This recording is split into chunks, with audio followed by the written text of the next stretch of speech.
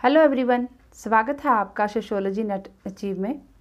आज हम करेंगे कॉन्फ्लिक्ट थ्योरी, संघर्ष सिद्धांत। संघर्ष क्या है, यह समाज में क्यों उत्पन्न होता है और इसकी समाज में क्या भूमिका है, ये सब विषय संघर्ष सिद्धांत के अध्ययन के केंद्र बिंदु हैं। संघर्ष दो या दो से अधिक व्यक्तियों के बीच का है। संघर्ष एक विघटनात्मक या पृथकतावादी प्रक्रिया है। समाज में यहाँ एक ओर सहयोग, वहीं दूसरी ओर संघर्ष भी पाया जाता है। जब मानव या समूह समाज में प्रतिस्पर्धा के द्वारा अपने लक्ष्य की पूर्ति नहीं कर पाता है, तब वह हिंसा का सहारा लेता है, धमकी देकर अपने उद्देश्य की पूर्ति को करता है। संघर्ष में भावनाएं व विचार इतने प्रबल होते हैं कि जब इतने तीव्र होते हैं कि व्यक्ति व जहाँ समूह, जब वो जो दूसरा उसका विरोधी है, जिससे वो संघर्ष कर रहा है, उसके प्रति वो वैमनस्य या दुर्व्यवहार करने पे उतारू हो जाता है, दुर्व्यवहार करने लगता है। एग्जाम्पल के तौर पे, जैसे कि बाज़ार में कोई दो व्यक्ति खड़े हैं। एक व्यक्ति स्कूटर लेकर जा रहा है, वो दूसरे से भिड़ जाता है। स्कूटर जब उससे टकराता है, ये व्यक्ति स्कूटर लेकर जा रहा है, तो ये इस व्यक्ति से टकराता है, तो ये दोनों ही, जब अगर वो चुप करके चला जाता है तब तो कोई भी वहाँ पे क्रिया नहीं होगी। जब ये व्यक्ति इससे टकराया और ये इसको गाली गलौज करने लगा, जब इसके एक्शन का फिर रिएक्शन हुआ, तो जब इन दोनों के बीच में जो अंतःक्रिया हुई, वही तनाव की स्थिति उत्पन्न हो गई और उसको संघर्ष का नाम दे दिया। इसमें जो मेन केंद्र बिंदु है वो संघर्ष हो रहा है। इसमें जब कोई समूह एक समूह जब दूसरे समूह के हित टकराते हैं, आपस में टकराते हैं, जब वो दोनों समूह आपस में झगड़ रहे हैं, हाथापाई पे उतर आए हैं, तो उसको सांप्रदायिक दंगे का नाम दिया है। क्षेत्रीय संघर्ष, जब एक देश दूसरे देश के साथ विरोध की भावना रखता है, उससे कलह रखता है, संघर्ष करता है, उसको क्षेत्रीय संघर्ष कहते हैं। डेफिनेशन है according to Gillin and Gillin.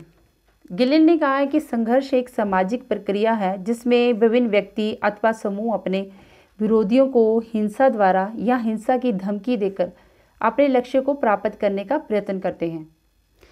कि संघर्ष एक ऐसी प्रक्रिया है जो कि विभिन्न व्यक्ति, अलग अलग व्यक्ति या समूह अपने जो उसका विरोधी है उसको वो धमकी देकर अपने लक्ष्य को प्राप्त करने का प्रयत्न करता है।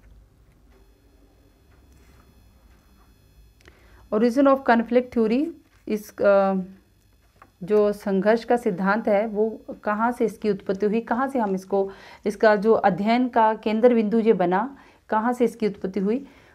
तो 19वीं और 20वीं शताब्दी में यूरोप में जब समाज की जो रूढ़िवादी, एक तरफ तो समाज रूढ़िवादी था, दूसरी तरफ वो समाज तकनीकी और विज्ञान की तरफ बढ़ने लगा, विज्ञान का वो लाभ लेना चाहता था। तो इन दोनों के बीच में समाज रूढ़िवादी था, तो जब विज्ञान की तरफ, तकनीक की तरफ बढ़ रहा था, तो इन दोनों के बीच में तनाव की स्थिति उत्पन्न हो रही थी। यहाँ रूढ़िवादी था और यहाँ तकनीकी विज्ञान, इन दोनों के बीच में जो तनाव की स्थिति उत्पन्न हो रही थी, उसी को संघर्ष का केंद्र बिंदु माना। इसको संघर्ष को केंद्र बिंदु मानकर फिर संघर्ष के सिद्धांत की उत्पत्ति हुई। संघर्ष का जो है उसको अध्ययन में लाया गया। तो हैविक्लेट ने संघर्ष को बुनियादी तथ्य समझकर अध्ययन किया। जब ऐसा ये जो तनाव हो रहा था, इसी तनाव को नाम दिया संघर्ष, और इसी को केंद्र बिंदु मानकर इसको बुनियादी तथ्य समझकर इसका अध्ययन किया।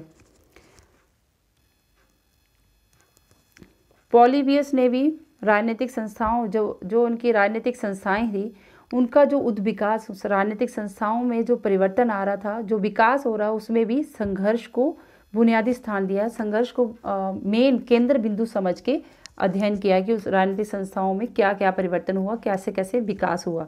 तो इसमें मुख्य इसको मतलब दिया है संघर्ष को।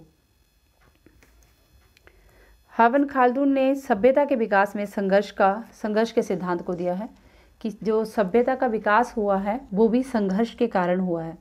विकास में संघर्ष की बहुत बड़ी भूमिका है और अनुभविक धरातल पर एक्सपीरियंस के एक्सपीरियंस पे जो संघर्ष का सिद्धांत दिया है, एक्सपीरियंस बेस्ड पे, डेविड ह्यूम और एडम फर्ग्यूसन को इसका श्रेय जाता है कि उन्होंने इसको अनुभविक धरातल पर उतारा है।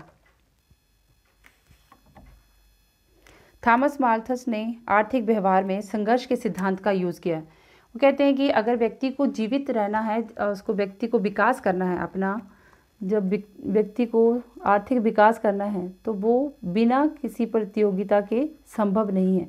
उसको अपना विकास करने के लिए, जीवन जीने के लिए संघर्ष करना ही पड़ेगा, तभी वो विकसित होगा। आर्थिक व्यवहार में लाने का श्रेय जाता है थॉमस माल्थस को। और जीव विज्ञान में संघर्ष के सिद्धांत को प्रतिपादित किया है डार्विन ने। आगे देख लेते हैं समाजशास्त्र में जो संघर्ष के सिद्धांत का प्रतिपादित किया है, संघर्ष के सिद्धांत को केंद्र बिंदु मान के अध्ययन किया है, वो है जॉर्ज सिमेल। जर्मन समाजशास्त्री हैं जॉर्ज सिमेल, जिन्होंने संघर्ष को प्रत्यक्षवादी पॉजिटिविस्टिक प्रकारात्मक दृष्टि से देखा है कि समाज में जो भी अंतःक्रियाएं होती हैं, उन्होंने संघर्ष को अंतःक्रियाओं में देखा है। जब हमने एग्जाम्पल लिया ना, जो दो व्यक्ति आपस में भिड़ गए, तो एक व्यक्ति जब क्रिया करता है, जब उसका वो प्रति उत्तर में उसकी अंतःक्रिया करता है, जब ये अंतःक्रियाएं होती है वही संघर्ष का कारण होती है। उसी में उन्होंने संघर्ष के स्वरूप को उन्होंने अंतःक्रिया के रूप में देखा है, संघर्ष को उन्होंने अंतःक्रिया के स्वरूप में देखा। इन्हीं से प्रभावित होकर पार्क एम्बर्गिस, लेविस कोजर, पार्क एम्बर्गिस इनके विचारों से, सिमेल के विचारों से प्रभावित होकर इन्होंने भी संघर्ष के एकीकरण के प्रकारों का समर्थन किया है। ये जो लेविस कोजर हैं कहते हैं कि समाज में जब तनाव की व्यवस्था होती है उसके बाद वो संघर्ष होता है। संघर्ष के बाद समाज में दोबारा से पुनः एकीकरण की व्यवस्था पैदा होती है, समाज में फिर से एकीकरण स्थापित होता है। पहले समाज में एकीकरण होता है, उसमें तनाव आता है, जब इस दो व्यक्तियों के बीच में, जब दो व्यक्तियों के हित टकराते हैं, इन दोनों के बीच में संघर्ष होता है।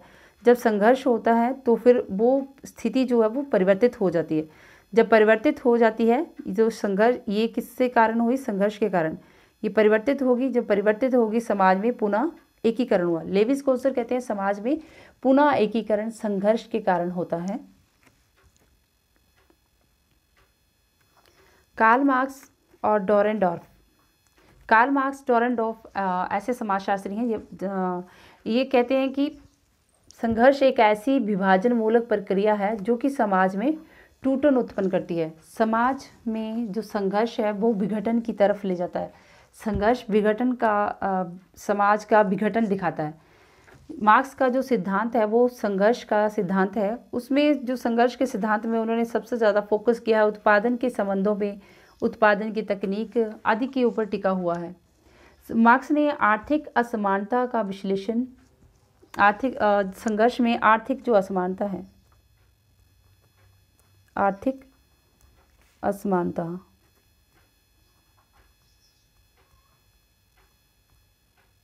आर्थिक असमानता को केंद्र बिंदु मान के संघर्ष का स्वरूप को अध्ययन किया है। संघर्ष का जो सिद्धांत है वो आर्थिक असमानता का विश्लेषण करने के लिए किया है।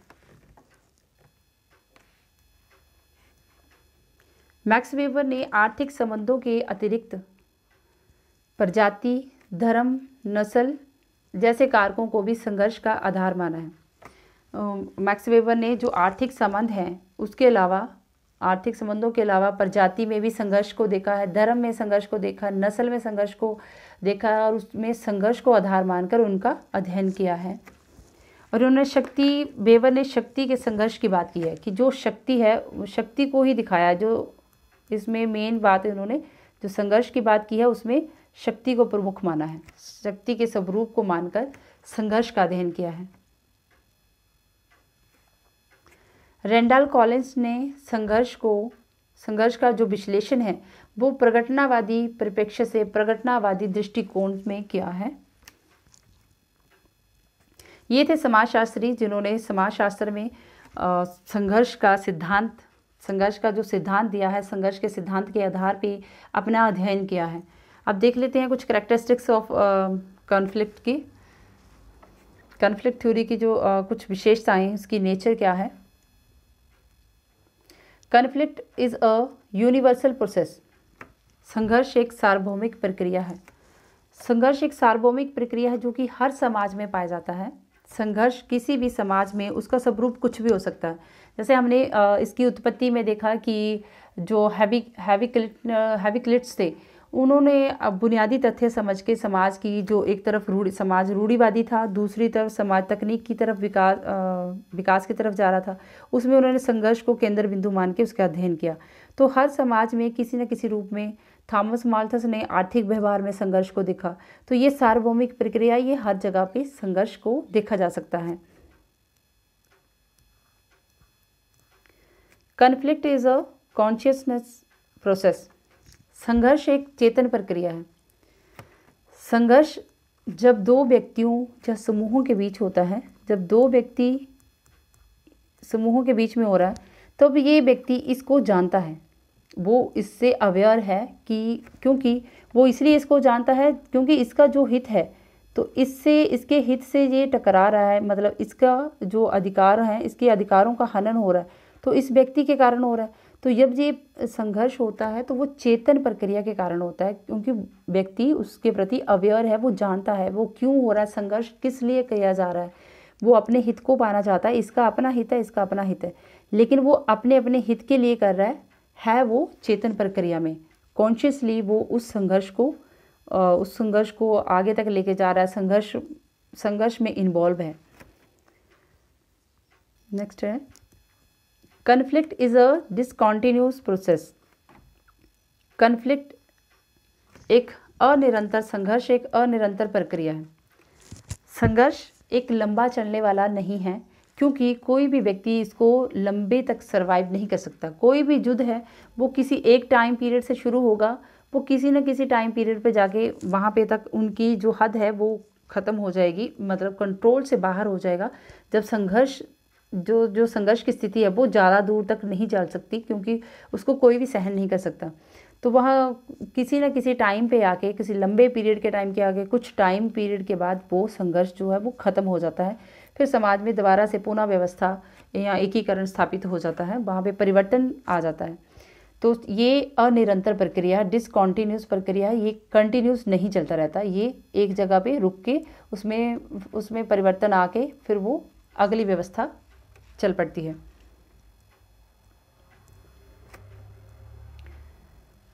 Conflict is a personal process. संघर्ष एक व्यक्तिगत प्रक्रिया है।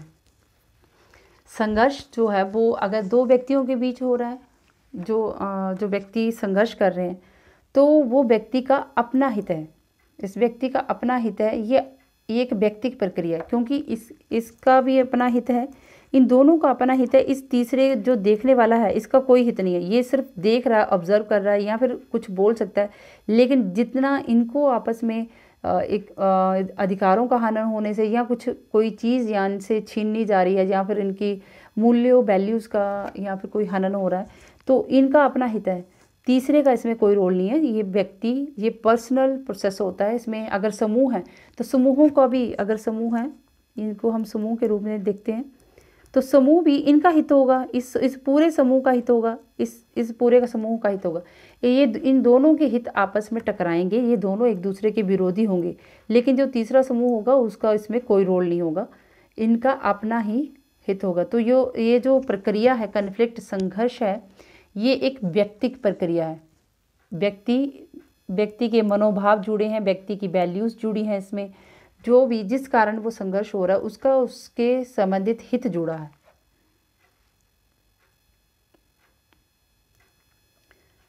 Changing modes of conflict.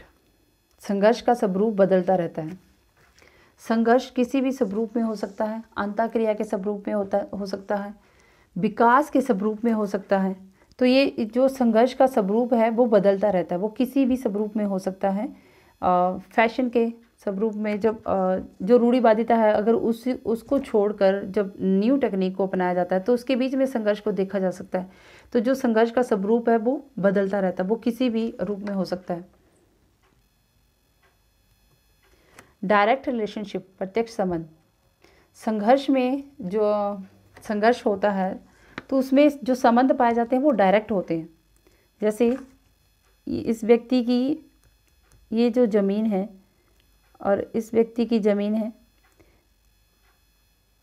इन दोनों का आपस में मसला है, तो इन दोनों का डायरेक्ट संबंध है। बेशक इस ज़मीन को कोई ये व्यक्ति किसी और को बेच देता है, इस व्यक्ति को बेच देता है, फिर इसका संबंध है, लेकिन अगर इस व्यक्ति का संबंध यहाँ पे नहीं आएगा तो इसका आएगा, लेकिन इसका क्या है, डायरेक्ट संबंध है इस ज़मीन के कारण, क्योंकि ये ज़मीन इसके साथ लगती है, ये ज़मीन इसके साथ लगती है। जब ये संघर्ष, एग्जाम्पल के तौर पे बता रही हूँ, वो संघर्ष किसी और रूप स्वरूप में हो सकता है, लेकिन मैं जहाँ पे ज़मीन का एग्जाम्पल लेके बता रही हूँ कि ये जो संघर्ष हो रहा है वो इससे डायरेक्ट रिलेट है। वो ऐसे तो नहीं ना किसी की, इस व्यक्ति की जहाँ पे ना ज़मीन है ना कुछ है, इसका संघर्ष क्यों होगा, सिर्फ इसी का संघर्ष। अगर इसने बेच दिया, इस व्यक्ति को बेच दिया, तो भी इसका संघर्ष इसलिए हो रहा है, डायरेक्ट संघर्ष हो रहा है कि ये जो ज़मीन है जो इसके साथ लगती है। संघर्ष डायरेक्ट और इनडायरेक्ट हो सकता है, प्रत्यक्ष और अप्रत्यक्ष हो सकता है, लेकिन जो संबंध है वो डायरेक्ट है। समझ रही आ रही बात? जो संघर्ष है वो डायरेक्ट और इनडायरेक्ट हो सकते हैं, क्योंकि वो व्यक्ति या तो यहाँ पे जाके खुद ही लड़ ले इससे, या फिर कोर्ट के थ्रू लड़ ले, ये डायरेक्ट इनडायरेक्ट हो सकता है। लेकिन इस व्यक्ति के साथ जो संबंध है इसका वो डायरेक्ट है। डायरेक्ट इसलिए है क्योंकि ये जगह, यहाँ पे जो ज़मीन है ये इससे जुड़ी है। नेक्स्ट है इंक्लूजन ऑफ कोरिशन, बल प्रयोग का समावेशन। बल प्रयोग का भी समावेशन किया जाता है, जहाँ तो बदले की भावना के लिए, अगर कोई बदला लेना है, बदले की भावना,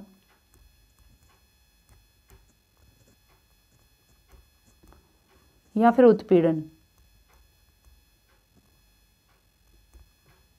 बदले की भावना या फिर उत्पीड़न के रूप में बल का प्रयोग किया जाता है। इसमें बल, संघर्ष में बल का भी यूज़ हो जाता है। क्लैशिंग इंटरेस्ट, जब भी संघर्ष होता है वो संघर्ष तभी होगा जब दो व्यक्तियों के इंटरेस्ट क्लैश होंगे। इसके जो अधिकार हैं, जहाँ पर इसकी वैल्यूज़ हैं, जो इसके मूल्य, जो व्यवहार जो भी है, तो वो जो इसका हित है इसको आपत्ति है उससे, इसकी जो वैल्यूज़ हैं इससे उसको आपत्ति है, क्योंकि वो पहले इसी का अंग था, अब वो नहीं। जैसे फैशन आता है तो देखा ना फैमिली में, जब कोई बिल्कुल ही ओल्ड फैशन कर ले तो उसमें थोड़ा सा टकराव होता है दो जनरेशन के बीच में। तो वैसा ही जब इसके साथ कोई ऐसा, इन दोनों के क्लैश, जो हित हैं वो क्लैश हो रहे हैं, तब क्या होता है, संघर्ष होता है। ये क्या होते हैं, परस्पर विरोधी होते हैं एक दूसरे के। संघर्ष तभी होगा जब ये दोनों ही परस्पर विरोधी होते हैं। फैमिली में जब ऐसे ये फैमिली है, ये जो पहली पीढ़ी है, जो दूसरी पीढ़ी, जब इस पीढ़ी, नई पीढ़ी के बच्चे जब कोई ऐसा फैशन कर लेते हैं जो बिल्कुल ही ओड है, इनके वैल्यूज़ के खिलाफ है, तो उनको घर वालों की जो डांट फटकार वो झेलना पड़ती है, क्योंकि इनके वैल्यूज़ के खिलाफ है। तो यहाँ पे संघर्ष की स्थिति उत्पन्न हो जाएगी। तो दोनों के जो हित हैं वो परस्पर विरोधी होते हैं, परस्पर स्वार्थी, क्योंकि वो अपना अपना हित देख रहे हैं, क्योंकि उनके पर्सपेक्टिव से ये सही नहीं है, जो फैशन जो किया है वो सही नहीं है, वो इनकी मर्यादाओं के खिलाफ है। तो इनको अच्छा लग रहा है कि जो वेस्टर्न की तरह हमने ये किया वो किया, पर लेकिन इनको नहीं अच्छा लग रहा। जब ऐसी सिचुएशन आ जाती है तो क्या होता है, संघर्ष की स्थिति उत्पन्न होती है। सो आज हमने देखा कि जो संघर्ष क्या है, समाज में संघर्ष क्यों उत्पन्न हुआ, समाज में जो संघर्ष की क्या भूमिका है, उसके अध्ययन, जो संघर्ष को मुख्य बिंदु मानकर अध्ययन किया, जिन्होंने सिद्धांत दिए, उसके बारे में हमने चर्चा की है, इसकी कुछ कैरेक्टरिस्टिक्स देखी हैं।